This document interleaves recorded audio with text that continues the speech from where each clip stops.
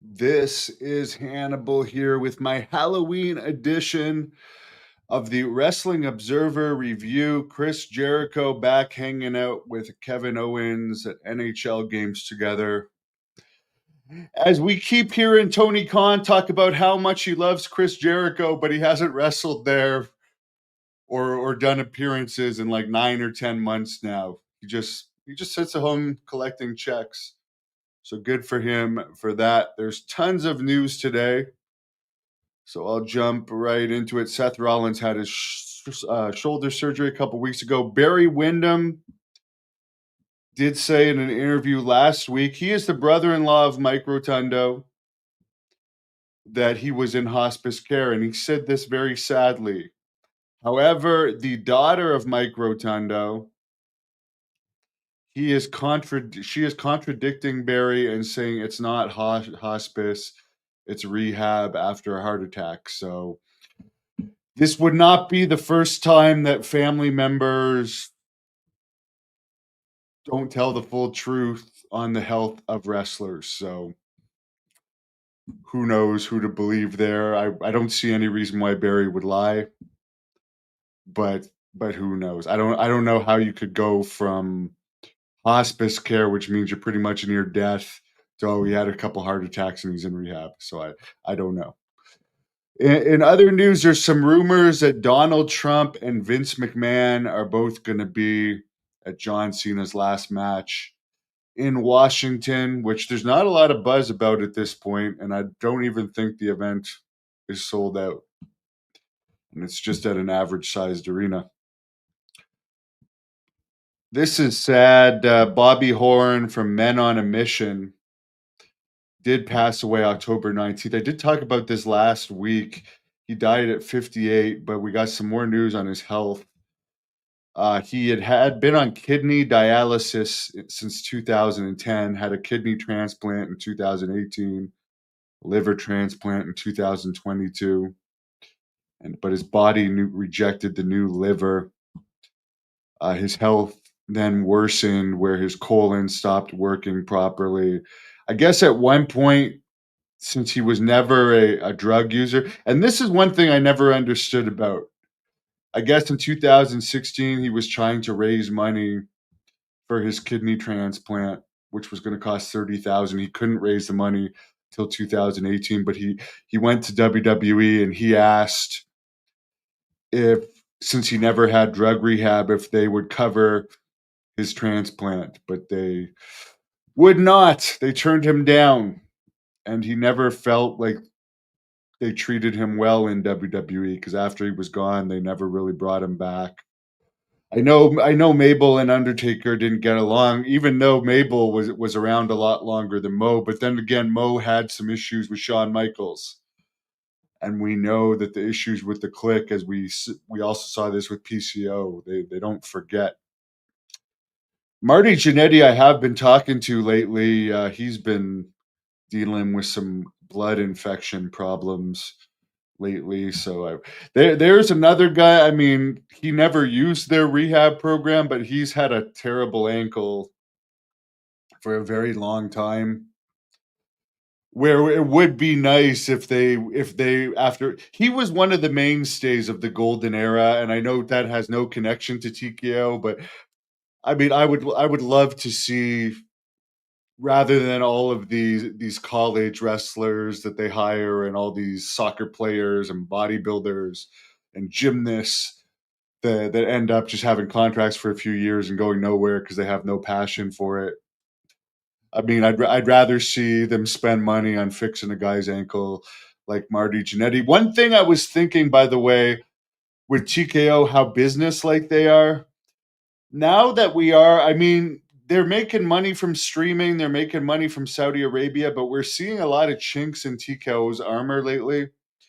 I wonder if they're going to throw as much at stuff like the development system, if business starts to go down. Because, as I said, they're not selling out as much. They're getting smaller crowds. They're putting on less events than ever. Ratings are lower than ever. I mean, they do have more sources of income than ever. They have one of the biggest YouTube channels on YouTube. Then they have other sister YouTube channels that just play old footage. So I'm sure from those sources alone, they make a fortune. But as far as like the current products, you have to say that Cena's retirement tour has been a flop. How many of Cena's retirement tour matches have been a sellout, if any? Because WrestleMania didn't sell out, SummerSlam didn't sell out. How many were legitimate sellouts? I'm sure there was a few. But for instance, Japan at Sumo Hall, October 17th and October 18th. Apparently, October 17th, they announced 6,873, but local reports are saying it was about half that. And the second night, they announced 4,000. This is WWE in Japan, where they hardly go. NXT's Halloween Havoc from the Findlay Toyota Center in Arizona.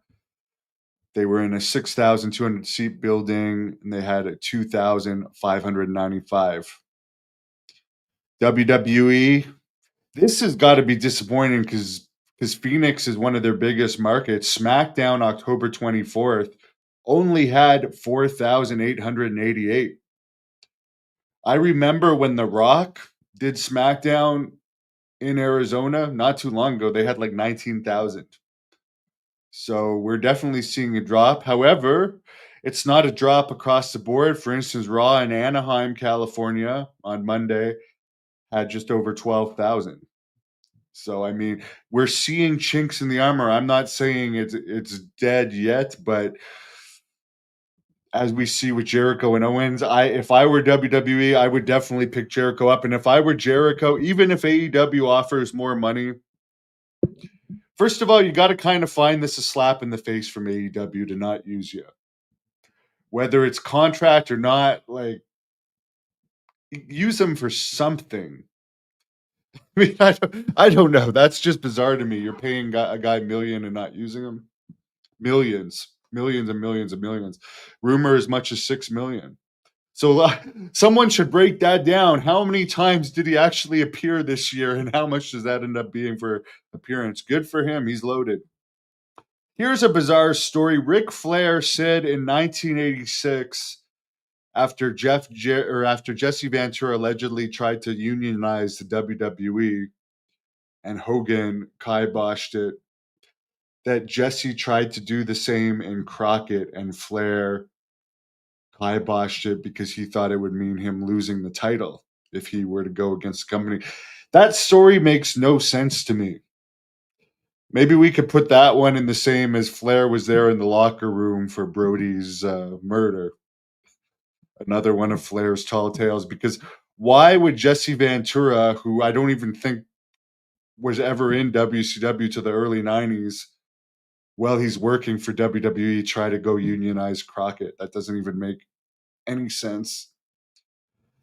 And I've said it before, I'll say it again. You need high turnover in wrestling to keep it entertaining. And it's hard to get chances. There's very few jobs, particularly now. You don't want to keep the same lucky people in the jobs for their entire career and lock out people that deserve chances. It's already hard enough to get in there.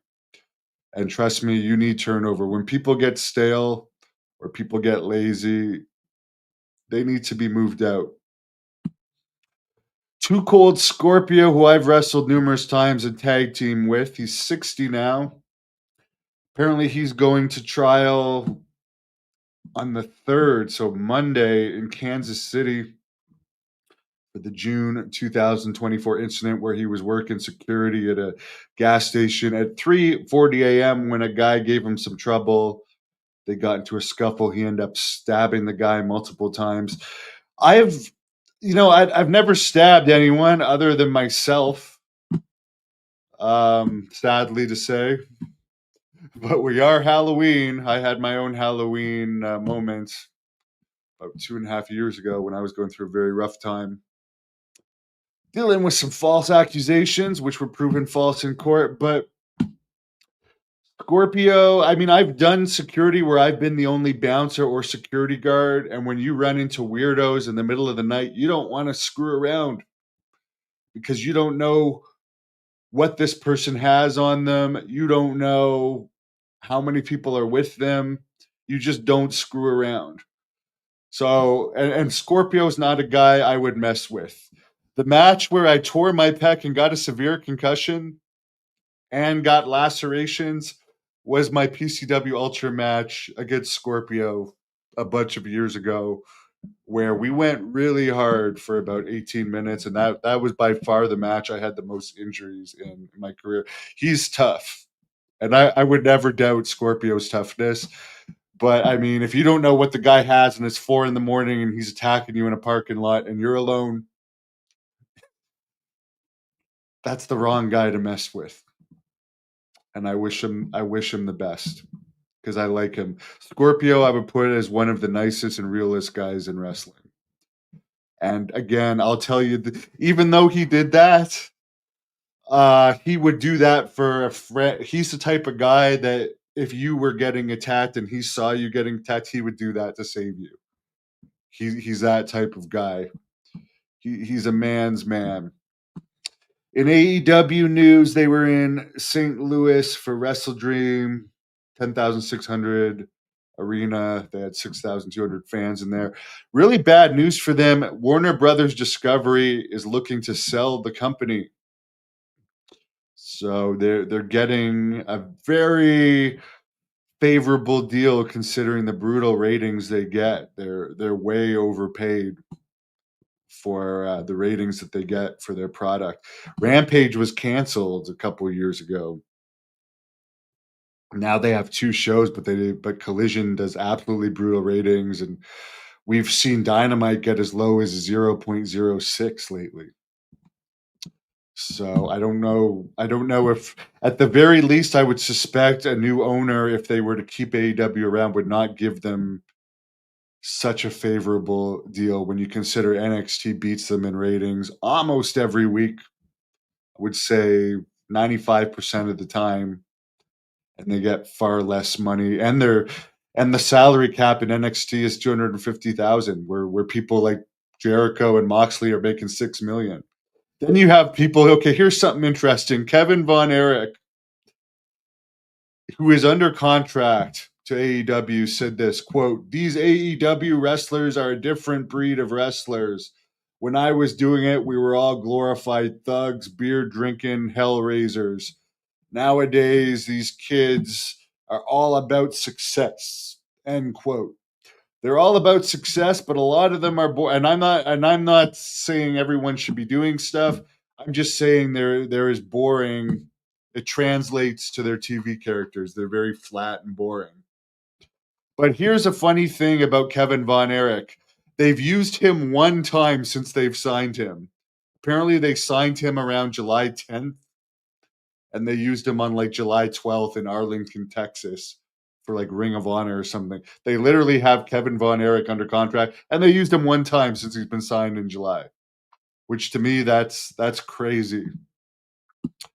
That's legitimate, his only documented appearance with AEW. Another guy that I don't know why they ever put him under contract, Mike Bennett. This guy is one of the most boring wrestlers in history. I did an interview with him during the pandemic. He rescheduled a bunch of times. Then he gave a boring interview. And I can't believe he's been under contract with AEW for years, but supposedly his last match was December 20th, 2024. And he announced that he's having another baby with Maria Kanellis. Is that to guilt Tony Khan into not releasing him? Because you know what? If AEW or my company hadn't used me in almost a year, I would be wondering where my next paycheck's going to come from once my contract runs out. I wouldn't be thinking about having another mouth to feed, but maybe that's just me. But again, I don't know how he's had a job for so long because he's just boring. Juggalo Championship Wrestling. I've already reported this, but it's also in the Observer this week. They sold out in Wichita this week. 2,000 fans, standing room at the Cotillion, the same town where AEW, owned by billionaires, had to cancel due to not even having 1,000 pre-sold for Collision back in May. And now on the creative team, they have Vince Russo, Violent J, and Vampiro. So there's some good people involved with that. I wish them the best. Yeah, Paul, I'm just shy of 500,000 subscribers. I will get that any day now. So, Paul, I appreciate the $1.99. I really appreciate it. It's because of people like you that I was able to do my Halloween movie, Blood Hunter Thirst and Rage, featuring Tank Abbott, Malibu, American Gladiators, Shoot from Vision Quest. Abdullah, I mean, I honestly hope he passes away soon because it'll be a closing of a chapter. He's a horrible person. He's horrible to me in my life. He's a dishonest person. He's a shady person, an evil person. One thing I'm sick of is everyone calling his girlfriend his nurse. It's his freaking girlfriend, and her name is Jocelyn Marshall. But yeah, I would hope he goes. But again, he's for some reason he doesn't go. And supposedly Bill Apter talked to him recently, and he sounded good on the phone. But yeah, I would like to be able to move on with that chapter, and it's just sad that there's so many good wrestlers and nice quality human beings that passed away young that actually were good to have on this earth. Someone says shows if AEW had a Vince Russo booking, they'd sell tickets. I don't know. They just make a lot of mistakes. They make a lot of mistakes in AEW. And I think Tony Khan micromanages everything too much. That even if he had, I mean, they've got Jake Roberts that does nothing, another guy that just collects a paycheck. They have Jim Ross that does hardly nothing. That, by the way, Devon Dudley's been going around calling a racist on numerous podcasts lately, and Dave Meltzer. I don't know JR. I've met him a couple times. Sometimes he's been friendly. Sometimes he's been grumpy. But he is a busy guy. I've never heard that he was racist until Devon started saying it in the past couple weeks. But I mean, the guy's loaded, so he I don't think he cares if Devon Dudley calls him racist. And I'm not saying Devon's lying. I've never met Devon. Um, it's possible. I mean, we all know Bill Watts was alleged to have that side to him, and he was Bill Watts' right hand man for a long time. Paul, yeah, AEW has Sting under contract. They have good people, but then they have all these people that just are useless, and then they have good people that they don't use.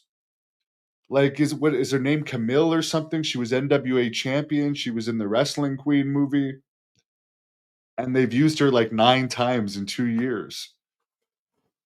Britt Baker. I mean, I'm not even a fan of Britt Baker, but I know she's more over than a lot of the girls that they have under contract, and they don't use her. It's almost like a. I mean, it'd be great to have a contract there to get paid to do nothing. I'm happy for Kevin Von Erich that he's paid. Think about him, Ross and Marshall Von Erich. What the hell have they done? It's bizarre. Tony and Tommy Rich are good guys and still living. Tony's untrustworthy, but good overall. Tommy Rich is good. Tony's not that old though. He's in his early 70s. But I wouldn't say he'll go along with whatever side is paying him for Tony Atlas, I would say. Tommy Rich, all my interactions with him has been good. But yeah. Tony and I have done some interesting stuff together. But actually, the time that we did use him in Great North Wrestling, he actually is a bit of a diva. He's a bit of a diva, and he did refuse to job. He didn't want to lose. He was like before the show. was saying how easy he would be to work with, blah, blah, blah, blah, blah. Then he gets there and he didn't want to put a guy over that was like 20 years younger than him.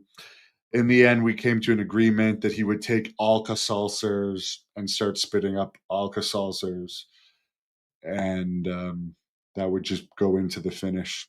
So he's a funny guy, but he was having a fit because we were in a small town that didn't have any. I forget if it was fried chicken or ribs, and they're literally it was the town was Pembroke, Ontario, and there was a certain type of fried chicken or rib place that he wanted that we couldn't get, and he was literally throwing a fit over that.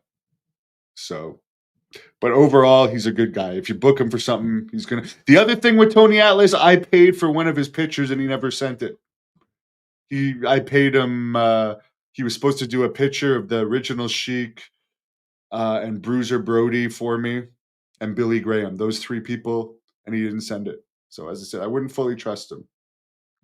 Mercedes Monet has another title. Again, what's the point? Don't you have an AEW title? Why do you want all these indie titles? I honestly don't know. But one thing I will say is people are talking about that more than they're talking about AEW. So good for her. Happy Halloween, everyone.